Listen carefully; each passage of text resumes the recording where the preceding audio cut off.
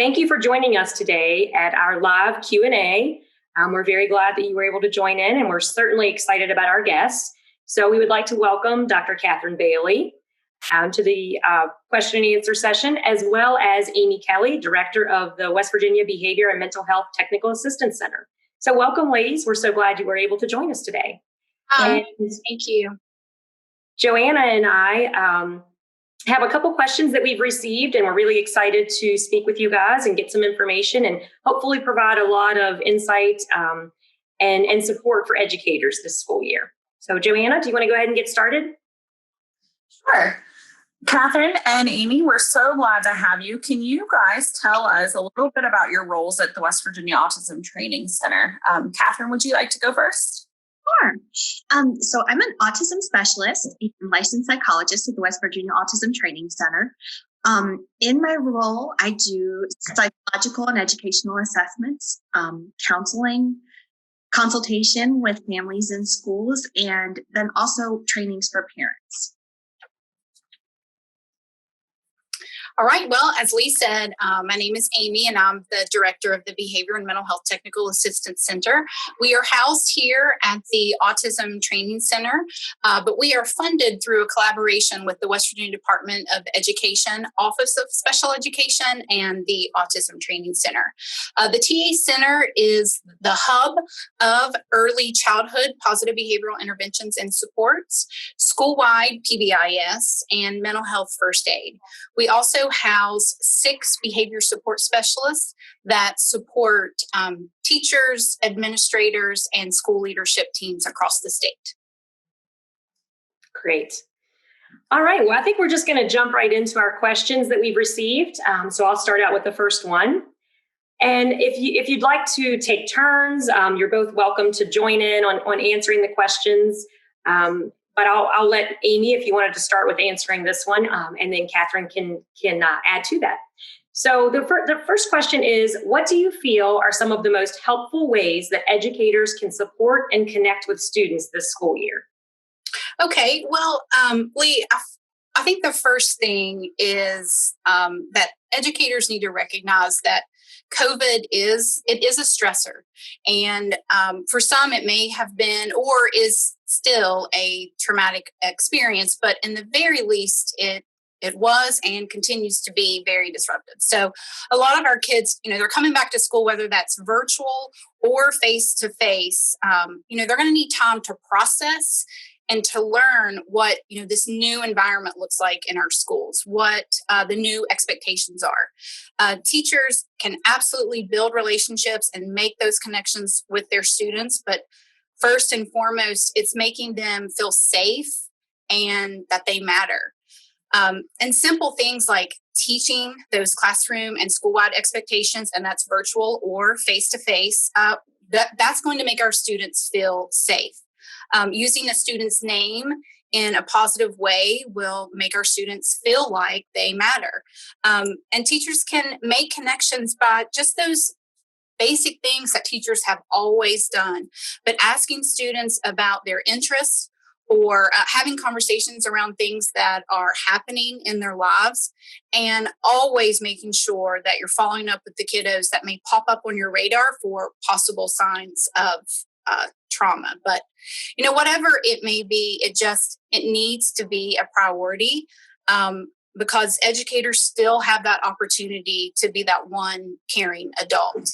And I would like to share that we have some great resources on our WVECPBIS website that can support early childhood educators with building relationships, making those connections, and positive communication. Great. Those are great points, Amy. And I would add, I think it's really important for all of us to consider and recognize that children's experiences over the past 6 months really vary drastically among individuals and families.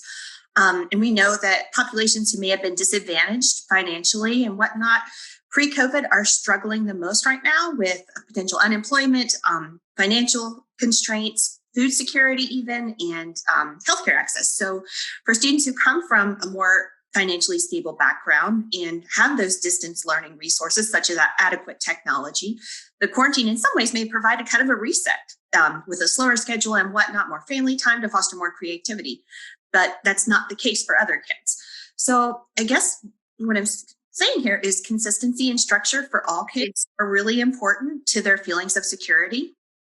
And one way or another, we've all struggled with this consistency and structure in 2020 with things changing daily.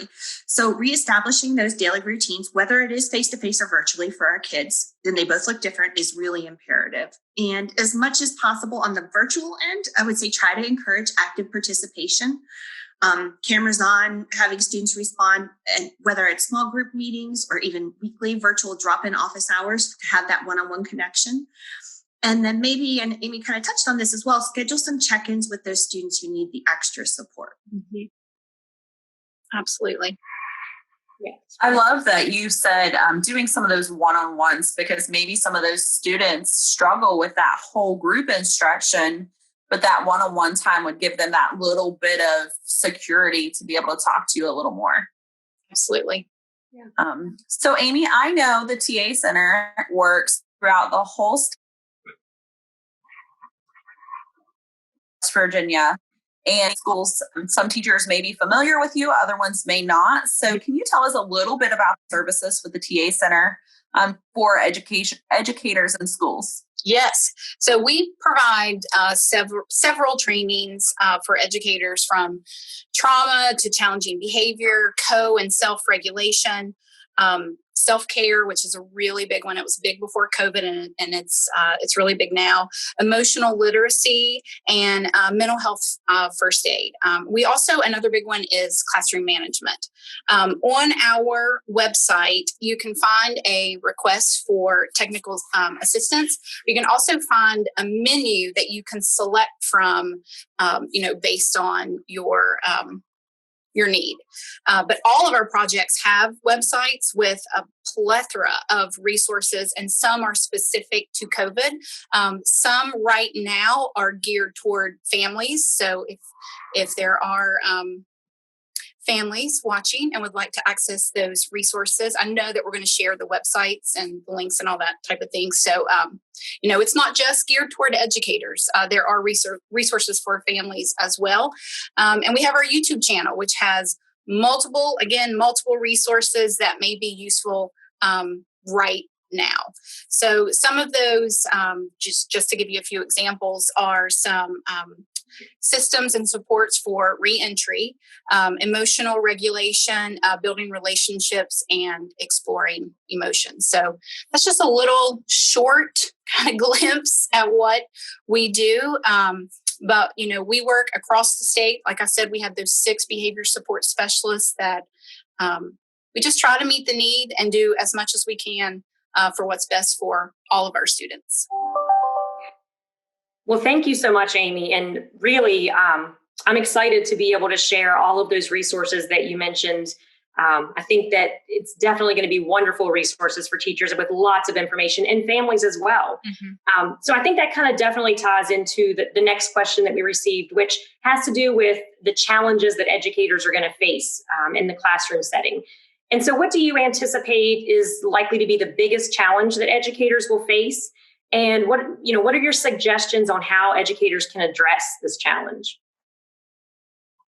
I'll go ahead, Lee. I think whether it's virtually or face-to-face or even a hybrid, just establishing those new routines is going to be a challenge for educators and students who are all adjusting to this new normal, which is lasting much longer than we anticipated. I do want to say that research suggests that it takes 66 days, give or take, for a routine to become a habit, which is about 2 months. And as we all know, many of the plans that we've put into place as educators, mental health professionals, et cetera, parents even, need troubleshooting at first. So we do need to be flexible. And then also remember that in terms of challenges, little minds can't process new information unless they're feeling calm. So to one degree or another, again, it varies. Students have likely all seen frightening headlines, overheard concerned conversations, et cetera, and experienced that anxiety. So we want to be cognizant of that. Also, try to remember as parents and caregivers not to project your stress and frustration with the situation onto educators. Educators, this isn't fair. Educators are doing the absolute best that they can in these unprecedented circumstances, and we support you 200%. Yeah, and those are really great points, Catherine. And if I could just maybe add just maybe like a twist on that, and just bear with me. We'll bring it back around. And maybe when I first started out, I'm like, I'm not sure I believe in that. But the biggest challenge that teachers may face in the classroom may actually come from them. So a common theme that I've heard, and I bet all of you have heard this as well, is that our kids have fallen behind and they're never going to catch up. And while this may be true, there's nothing that we can do about that lost time. We can't get it back. And I believe that educators did a fantastic job of pivoting and quickly changing the way they've delivered services for years, just in a matter of days back in March. So, that time is gone and we just have to accept that. So, and if you can think about a cake, if a recipe calls for a cake to be baked at 350 degrees for 20 to 25 minutes, and you amp up that oven, to 475 for 10 minutes, you're going to burn that cake. So that same thing can apply to our kiddos. If we turn up that temp or the pace on teaching, to try to make up for that lost time, we're going to end up burning our kids, and nobody wants burnt kids. Thank you for laughing. So teachers just need to do what they've always done. As the kiddos come in, they're going to assess where they are or identify what level they are on, and then come up with a plan to get them to where they need to be. But obviously that's just going to have to be on a much grander scale now. And you're absolutely right. You both have talked about how the stress from parents to teachers and everything in between right now, it's such an unknown time for everybody. And they did do a fabulous job at the end of last school year. So definitely remember, that stress that you have can also go off onto your kiddos in your classroom. So just be mindful of your own stress during that time. So talk about stress and anxiety and everything. One of the big things we talked about in our back to school training is behavior. And I know teachers and parents are going to see some major behavior challenges right now, just getting back into the routine of school. Mm-hmm. So what are some ways and suggestions to help those educators support parents and help with those behaviors, no matter what platform they're using this year? Right. That's a really good point of, the platform, because I'm not sure that, I know there are barriers, but it still can be handled just maybe with some edits in the same way. But, teachers that are struggling with those challenging behaviors during the first few weeks of school, I think they just need to have grace and have grace for students, for families, for their coworkers, and also for themselves. But recognizing that students have lost an enormous amount of control of their lives. So giving grace is an absolute must. But I also believe that the leadership and confidence will help with those challenges. Educators, Joanna, as you were just saying, need to stay calm. Calm is contagious, but so is chaos. So schools need to have a plan, and more importantly, they are teaching the plan to the faculty on how to address what we can all assume could potentially be challenges. For example, if a student is not wearing a mask, how will you address that challenge, and what would be the next steps to take? A recent one, actually something I just witnessed for myself, but if a parent comes in and is maybe dysregulated themselves and they're not really sure how to use the amazing technology that's been provided, how will you respond to that parent? So, I could suggest even maybe writing out some scripts for specific scenarios and practicing how you will walk through those scenarios. And that will help with not just consistency, but also anxiety that the teacher may have around those specific challenging behaviors. And the same thing, those can be applied for virtual as well. So have a plan for the students who may not be following your virtual expectations or rules. And we have a great webinar on the wvpbis.org website for creating a behavior matrix for remote learning. Awesome. That's great. And we will definitely be sure to share that link so that everyone can access that. Right. And I really like, I keep hearing a lot of the same themes of being very proactive and being very individualized, meeting the students where they are and recognizing, that they're going to have perhaps extra needs right now that we need to be addressing. So I think that kind of does lead into the question of, what suggestions do you have on how educators can balance students' mental and emotional loads right now to kind of help them adjust and to support their active participation in their education?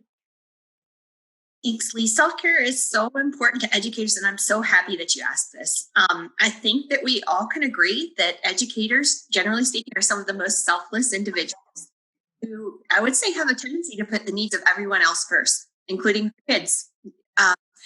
So first and foremost, I guess, taking care of yourself physically. So getting enough rest, putting good fuel into your body, getting some exercise, sunshine, drinking water. I know that it sounds very basic, but it's so important and it helps us mentally as well. Also, I want to point out that self-care really varies from individual to individual. So whatever it might be, try to find at least 10 to 20 minutes a day if you can, even if it's waking up a little bit earlier or after, if you have your own kids, after they go to bed, where you can just decompress in whatever method is the best for you, whether it's art, music, Netflix.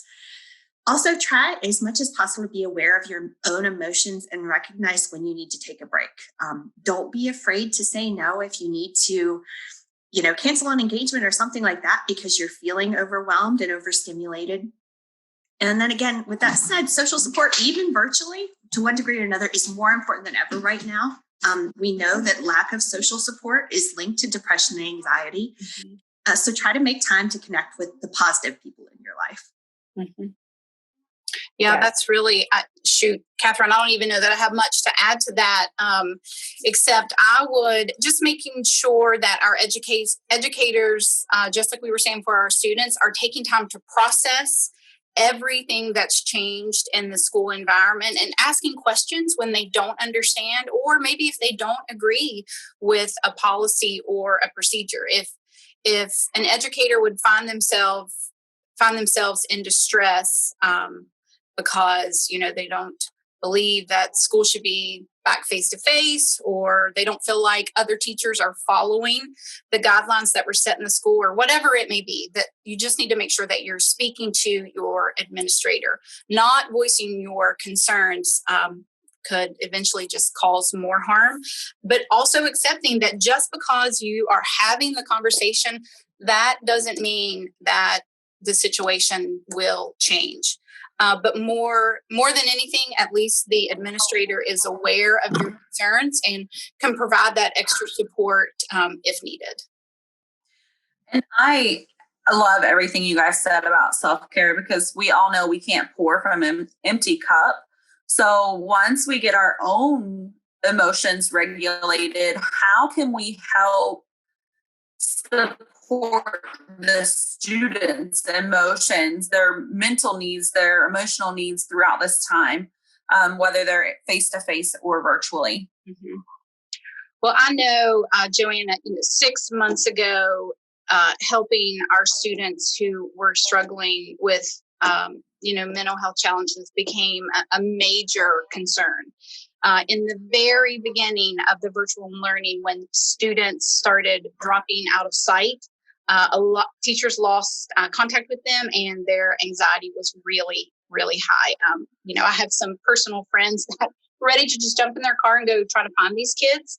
But that's because, and we know not all of our students, but there are some, that school is their safe place. And it's safe for several reasons: for consistency, for food security. For some, it's the cleanest environment.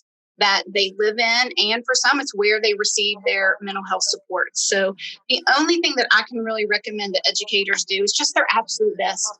Do their best to create a consistent and safe environment to make those connections, things that I feel like we've addressed in all of these previous questions, to provide resources when needed, and just as always, making those referrals when necessary. Understanding the student and just what they need to be successful. And I do want to share that we have one of the 3 projects that I mentioned when I was introducing myself was our mental health first aid training. This training that is offered, the training is offered, and once you attend the training, you become a mental health first aider, and you're just better equipped to identify those signs of, depression, anxiety, trauma, etc. And then you're armed with strategies that you can use until, a medical professional or someone that's just more qualified to maybe, address those mental health concerns, can get in there and really start creating a plan for the student. But this training, it can be geared toward youth, for teens or adults. And while it is traditionally face-to-face and continues to be with some major restrictions, we are now offering it virtually. So if anyone would like more information about that, they can check out the website or give us a call. That's wonderful, Amy. And those were some amazing points. I second that we all really just need to be human. Mm-hmm. Be vigilant and be aware of, I like the phrase, meeting students where they are emotionally. We know that students who were predisposed to depression, anxiety, any form of internalizing disorder prior to the pandemic are more likely to be experiencing exacerbated concerns right now. So to be aware of those students. And if we think about student connection and just engagement from the standpoint of Maslow's hierarchy of needs. If you're not familiar with it, I encourage you to look it up because it really is so relevant right now in understanding, why we all might not be at our peak productivity. It's extremely challenging to focus on academic challenges when kids have their physiological, safety, and love and belongingness needs to be addressed. So as teachers, it might be worth your time to take some instructional time to incorporate calming techniques, talking about feelings, self-regulation, things like that. Be deep breathing exercises, or for example, my son's class last year had weekly yoga. Another great tool is having exercise breaks built into your day. And that can ultimately maximize attention and engagement so you get more bang for your buck with instruction. Finally, I just want to reiterate, don't hesitate to reach out for us for resources and ideas, because we know that you're stretched thin as educators and parents as well. And we quickly have many tools at our fingertips, and we would love to share them with you. So don't hesitate to email, call, etc. We're glad to help. Yes, definitely. I'm glad that you mentioned that, because we certainly would. The Autism Training Center and the Behavior and Mental Health Technical Assistance Center. We certainly have a lot of resources. Amy has mentioned quite a few excellent resources, and we would certainly be happy to share that.